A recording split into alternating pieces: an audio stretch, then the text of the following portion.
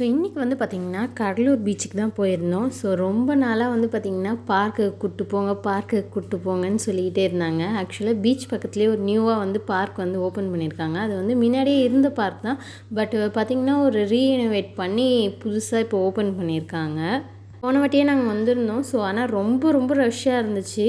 So அதனால் இந்த வாட்டியும் சரி கொஞ்சம் சீக்கிரமாக கிளம்பி வரலான்னு சொல்லிட்டு வந்தோம்.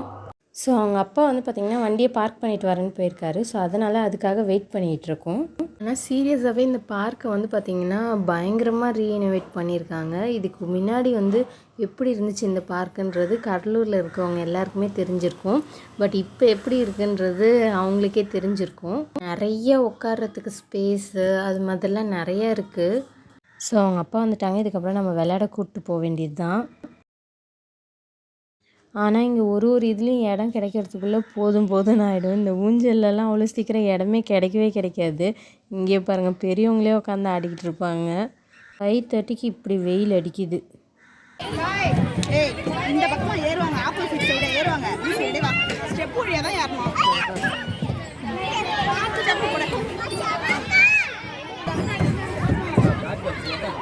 இந்த பார்க்கில் கவிஷ்டிக்கு ரொம்ப ரொம்ப பிடிச்சது இதுதான். ஸோ எப்போ வந்தாலும் இதில் உட்காந்துட்டு வரவே வராது. மயக்கம் வருமா என்னன்னே தெரியல. ஆனால் இதில் உட்காந்துட்டு அவ்வளோ சீக்கிரம் வரவே வராது.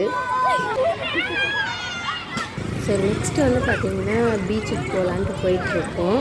போன வாட்டி பீச்சுக்கு வரப்பே செம ஷாக்காக இருந்துச்சு. என்னடா கடையெல்லாம் பார்த்தா கடையெல்லாம் காணோன்ட்டு இருந்தது. கடையை எல்லாமே வந்து பார்த்திங்கன்னா ஆப்போசிட் சைடை வந்து வச்சுட்டாங்க. நீங்கள் இந்த படிக்கட்டே ஏறுறதுக்கு வழி இருக்காது, கொஞ்சமாக தான் வழி இருக்கும். ஆனால் இப்போ ஃபுல்லாக ஃப்ரீயாக இருக்குது. மெயினாக இந்த நிரஞ்சனாக்கு தான், அதுக்கு மண் தான் ரொம்ப பிடிக்கும்.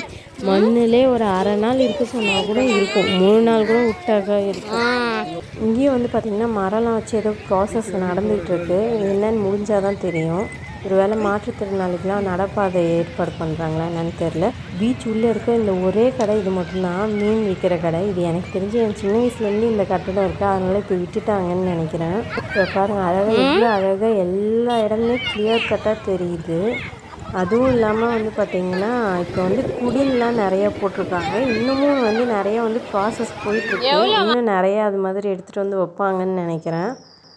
இப்போ இங்கே குதிரையும் வந்திருக்கு. ஆனால் ஒரே ஒரு கேமல் தான் முன்ன இருந்துச்சு. இப்போ 2 கேமல் எல்லாம் வந்திருக்கு. குதிரைக்கு வந்து பார்த்திங்கன்னா ஒரு ஆளுக்கு 100 ரூபாவாம். கேமலுக்கு வந்து ஒரு ஆளுக்கு 250 ரூபாவாம்.